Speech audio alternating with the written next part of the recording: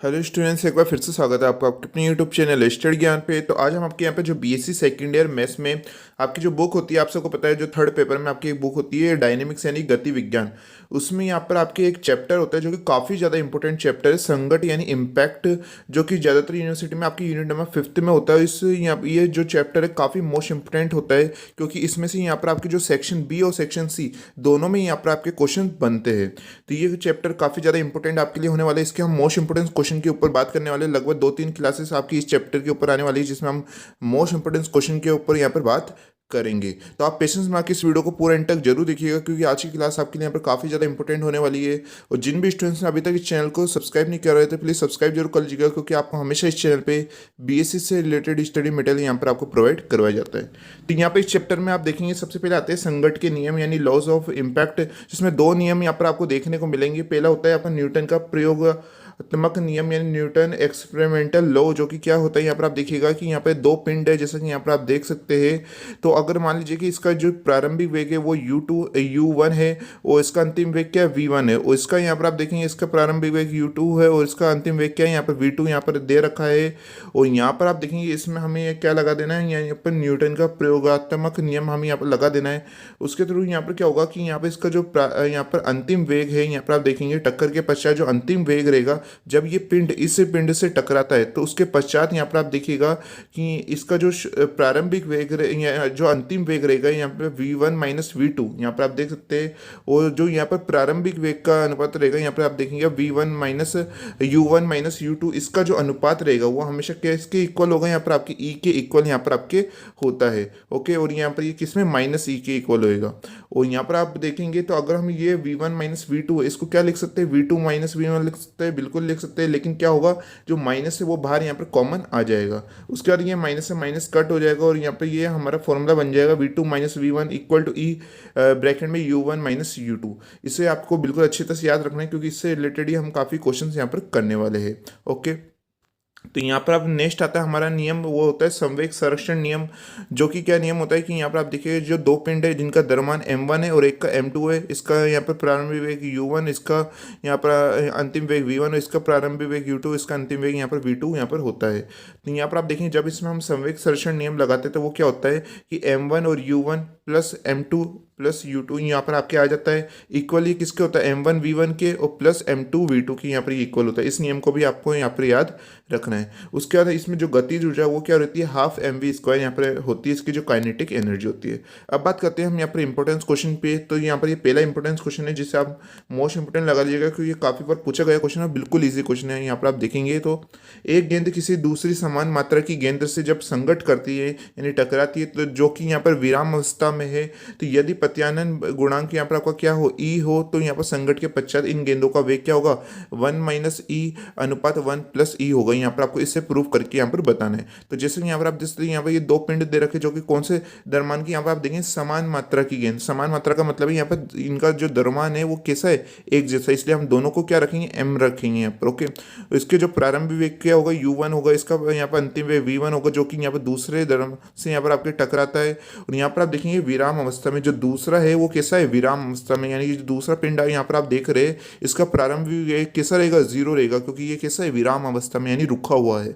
और यहाँ पर आप देखेंगे जब ये टकराएगा इससे, तो इसका अंतिम में यहाँ पर आगे आपका इंक्रीज होगा, तो यहाँ पर आप देख सकते हैं v2 यहाँ पर हमारा हो जाता है। अब यहाँ पर हम सभी वैल्यूज़ को पहले यहाँ पर आपको लिखना भी होता है, इससे तभी यहाँ पर आपको पूरे नंबर मिलते हैं। यहाँ पर जैसे कि पिंडों का द्रव्यमान कितना दे रखा है, m दे रखा है। प्रथम पिंड यानी जो ये प्रथम पिंड है, इसका आरंभिक वेग कितना है आपका, u1 है, यानी प्रारंभिक कह सकते हैं, आरंभिक कह सकते हैं। और प्रथम पिंड का अंतिम वेग कितना है, v1 दे रखा है। उसके बाद ये जो द्वितीय पिंड है यहाँ पर आपका जो सेकंड है, उसका द्वितीय पिंड का आरंभिक वेग कितना u2 है, यहाँ पर आपको दे रखा है। और ये u2 कितना है, इक्वल 0 है, इसका बात का आपको यहाँ पर ध्यान रखना है। और द्वितीय पिंड का अंतिम वेग कितना है, यहाँ पर v2 हमें यहाँ पर दे रखा है। उसके बाद हम इसमें कौन सा नियम लगा देंगे, हमें इसमें दोनों नियम लगाने पड़ेंगे। पहला नियम हमें लगाना होगा न्यूटन का प्रयोगात्मक नियम, जो कि अभी हमने आपको बताया था।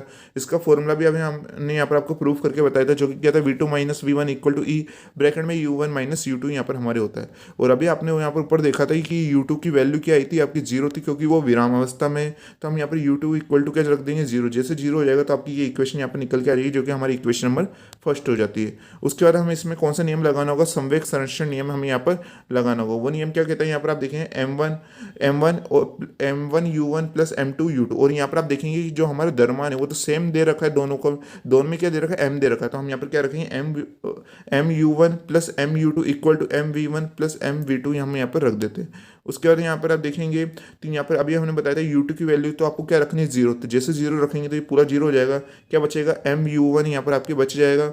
और इन दोनों में से हम क्या करते हैं, M को कॉमन लेते हैं, M बाहर कॉमन आ गया तो ब्रैकेट में क्या बच जाएगा, V1 प्लस V2। यहाँ से M से M यहाँ पर ये कट हो जाएगा और ये इक्वेशन आ जाएगी 1 equal to V1 plus V2। यहाँ पर आपकी इक्वेशन आ चुकी है। अब जो आपकी इक्वेशन में फर्स्ट आई और इक्वेशन में सेकंड आई है, इससे हमें क्या वैल्यू निकालनी होगी, तो इससे हमें यहाँ पर आप देखेंगे तो हमें यहाँ पर V2 की वैल्यू चाहिए और एक V1 की वैल्यू चाहिए। तो इसके लिए हम क्या करते हैं, ये इक्वेशन में फर्स्ट और सेकंड है, इन दोनों को क्या कर देते हैं, प्लस कर देते हैं सबसे पहले। तो यहाँ पर V2 minus V1 equal to EU1, और यहाँ पर ये सेकंड इक्वेशन है, इन दोनों को हम प्लस कर रहे हैं। तो यहाँ पर आप देखेंगे V1 है और ये V1 है, यहाँ पर आप देखेंगे दोनों एक दूसरे से कट हो जाएगा क्योंकि एक माइनस में एक प्लस में, ये जुड़ जाएंगे ये दोनों आपके 2V2 इक्वल टू, यहाँ पर आप देखेंगे यहाँ पर U1 आ रहा है, यहाँ पर भी U1 आ रहा है, तो U1 को कॉमन ले लेंगे, ब्रैकेट में क्या आ जाएगा 1 प्लस ई यहाँ पर आ जाएगा।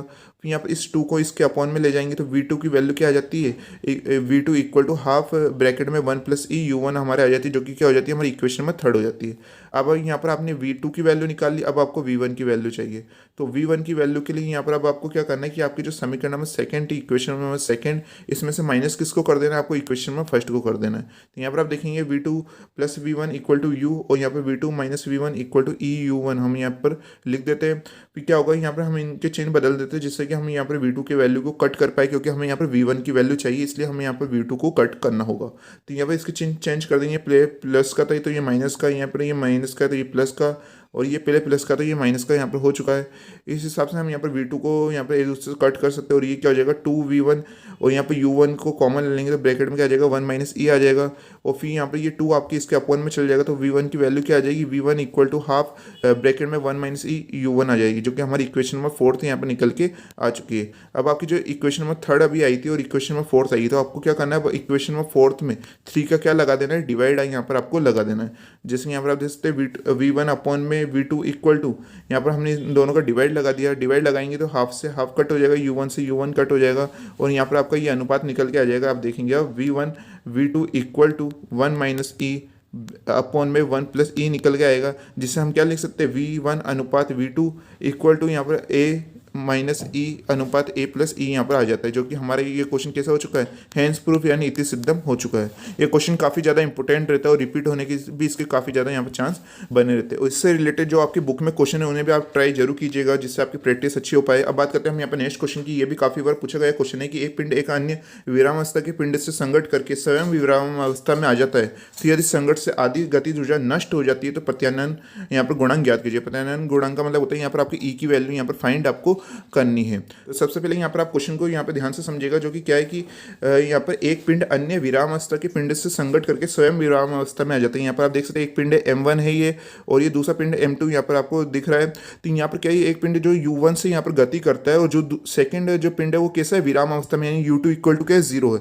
तो उससे यहाँ पर संघट करके यानी टकरा के आपके कैसे स्वयं भी कैसा आ जाता है, विराम अवस्था में, यानी V1 कैसा हो जाएगा, आपका 0 हो जाएगा, और V2 यहाँ पर रहता है। ओके, तो यहाँ पर हम सभी वैल्यू को लिख देते हैं कि प्रथम पिंड का आरंभिक वेग कितना है, U1 है, इसका अंतिम वेग V1, और यहाँ पर आप देखेंगे इसका द्वितीय पिंड का आरंभिक वेग U2, इसका द्वितीय पिंड का V2 होगा यहाँ पर। उसके बाद हम इसमें क्या लगाएंगे, हम यहाँ पर हमारा न्यूटन प्रवर्तक नियम हम यहाँ पर लगाएंगे, जो कि क्या होता है, V2 minus V1 equal to E bracket में U1 माइनस U2 होता है, जहाँ पर अभी आपने देखा U2 की वैल्यू 0 है और V1 की वैल्यू भी क्या है, 0 है। तो यहाँ पर ये इक्वेशन आ जाएगी V2 equal to E U1 हमारे आ जाती है। अब इसमें हम सही संवेग संरक्षण नियम लगाते हैं, जो कि क्या होता है, M1U1 plus M2U2 equal to M1V1 plus M2V2 होता है। जहाँ पर आप देखेंगे तो हमारे यहाँ पर V1 की वैल्यू और एक U2 की वैल्यू 0 दे रखी है, तो उन्हें हम यहाँ पर रख देंगे। उसके बाद आप देखेंगे ये इक्वेशन आ जाएगी M1U1 इक्वल टू M2V2। अब यहाँ पर आपको क्या करना है कि यहाँ पर जो V2 की वैल्यू है वो अभी आपने यहाँ पर इक्वेशन में फर्स्ट में निकाली EU1, इसे हम यहाँ पर रख देते हैं, और यहाँ पर आपको साइड में लिख भी देना है कि समीकरण नंबर फर्स्ट से, यानी बाय इक्वेशन फर्स्ट। ओके, फिर यहाँ पर क्या होगा, आप देखिएगा कि यहाँ पर U1 से ये U1 कट हो जाएगा, और क्या आ जाएगा, M1 equal to E M2 यहाँ पर आपके आ जाएगा, जो कि हमारी इक्वेशन में सेकंड हो जाती है। अब आप इसकी गतिज ऊर्जा यानी काइनेटिक एनर्जी देखिएगा। जो प्रारंभिक काइनेटिक एनर्जी रहती है वो क्या रहती है, यहाँ पर हाफ m1 u1 का होल यहाँ पे square plus half m2 u2 का स्क्वायर। यहाँ पर जहाँ आपकी u2 कैसी जीरो है तो यहाँ पर आपकी ये इक्वेशन आ जाएगी, जैसे कि आप देख सकते हैं हमारे यहाँ पर हाफ m1u1 स्क्वायर हमारे यहाँ पर आरंभिक गतिज ऊर्जा आ चुकी है। अब इसकी हमें अंतिम गति ऊर्जा भी चाहिए, जो कि क्या होगी हाफ m1v1 का स्क्वायर प्लस हाफ m2v2 का स्क्वायर। जहाँ हमारे v1 कैसा होगा जीरो, अभी हमने ऊपर बताया था, तो यहाँ पर आपकी ये अंतिम गतिज ऊर्जा क्या निकल के आ जाती है, हाफ m2v2 का स्क्वायर यहाँ पर निकल के आ जाती है। अब आप क्वेश्चन में यहाँ पर ध्यान से देखिएगा कि यहाँ पर संघर्ष से आधी गतिज ऊर्जा कैसी हो जाती है, नष्ट हो जाती है। यहाँ पर जो आधी काइनेटिक एनर्जी है वो क्या यहाँ पर आपकी नष्ट हो जाती है। तो यहाँ पर आप क्वेश्चन के अकॉर्डिंग देखिएगा कि अकॉर्डिंग टू क्वेश्चन गतिज ऊर्जा में हास है वो आरंभिक गतिज ऊर्जा का क्या हो जाती है, हाफ यानी आधी हो जाती है। तो इसका ही हम यूज़ करते हैं। यहाँ पर आप देखिएगा गतिज ऊर्जा में हास, गतिज ऊर्जा में हास आप कैसे निकाल पाएंगे, जब आप आरंभिक गतिज ऊर्जा में से किसको माइनस करेंगे, अंतिम गतिज ऊर्जा को माइनस करेंगे। और इक्वल में तो यहाँ पर आपको ये दिख ही रहा है। ओके, उसके बाद यहाँ पर आप देखेंगे अभी आपने आरंभिक गतिज ऊर्जा निकाली ऊपर ही, जो कि क्या निकल के आई थी, हाफ m1u1 का स्क्वायर। और अंतिम गतिज ऊर्जा निकाली जो कि यहाँ पर आपकी ये आई। ओके, फिर हम क्या करते हैं, इनमें दोनों में से हाफ को कॉमन ले लेते हैं, ये इक्वेशन आ जाती है। यहाँ पर भी हम हाफ को कॉमन ले लेते हैं। यहाँ पर हाफ से क्या, ये हाफ को यहाँ पर कट हो जाएगा, जैसे कि आप यहाँ पर देख सकते हैं। उसके बाद क्या होगा कि यहाँ पर आप देखिएगा कि हमें यहाँ पर जो इक्वेशन में फर्स्ट और सेकंड में जो वैल्यू है, यहाँ पर m1 की वैल्यू है, और यहाँ पर आप देखेंगे तो यहाँ पर आपके जो v2 की वैल्यू है उनको यहाँ पर आपको रख देना है। तो यहाँ पर समीकरण में फर्स्ट और सेकंड से आप देख लीजिएगा, तो यहाँ पर आपकी ये इक्वेशन पूरी आ जाएगी। यहाँ पर भी आप m1 की वैल्यू रखेंगे तो यहाँ पर ये वैल्यू आ जाती है। उसके बाद में क्या होगा कि यहाँ पर इन दोनों में से हमें यहाँ पर m2 और u1 का स्क्वायर हम कॉमन ले सकते हैं, तो हमने कॉमन ले लिया और ब्रैकेट में क्या आ जाएगा, 1 माइनस ई आ जाएगा, और इक्वल टू के इधर यहाँ पर ये है। फिर यहाँ पर ई से ई कट जाएगा, m2 से m2 कट जाएगा, u1 का स्क्वायर से u1 स्क्वायर कट जाएगा, और क्या आ जाएगी equation 1 minus e equal to half आ जाएगा। और अगर यहाँ पर आप देखेंगे इस हाफ को इधर ले आएंगे हम और इस ई को इधर ले जाते हैं, तो क्या आ जाएगा 1 माइनस हाफ इक्वल टू ई, और 1 में से हाफ को माइनस करेंगे तो ई की वैल्यू क्या आ जाएगी, यहाँ पर आपकी हाफ आ जाएगी। और हम यहाँ पर प्रत्यानयन गुणांक निकालना था, जो कि हमारा क्या निकल के आ चुका है, इक्वल टू हाफ यहाँ पर आ चुका है, और यही हमारा आंसर यहाँ पर हो जाता है। और ये क्वेश्चन काफ़ी ज़्यादा इंपॉर्टेंट है, जिसके पूछने के यहाँ पर काफ़ी चांस बने रहते हैं। तो आइए आज की क्लास आपको पसंद आई होगी, और इनसे रिलेटेड आपकी बुक में जितने भी क्वेश्चन आप उनकी अच्छी तरह से प्रैक्टिस कर लीजिएगा। और यहाँ पर हम जो इम्पैक्ट यहाँ पर आपका चैप्टर इसकी 1-2 क्लासेस और होगी आपकी, जो कि काफ़ी ज़्यादा आपके लिए इंपॉर्टेंट होने वाली है। तो आज की क्लास आपको कैसी लगी प्लीज़ कमेंट करके जरूर बताइएगा, और नेक्स्ट वीडियो का लिंक आपको डिस्क्रिप्शन में मिल जाएगा।